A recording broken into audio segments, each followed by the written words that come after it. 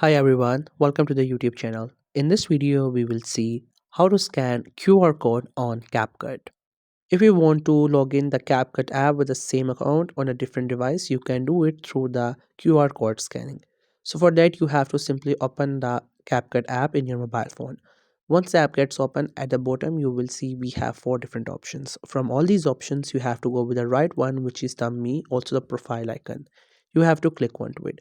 First, if you're not logged in, then it will ask you to log in, then you will be able to scan it. So for that reason, you will see the option for login on your page or sign up. You can just simply go with the option, and then on this page you will see this option scan at the bottom. You have to click onto it and provide permission for taking pictures.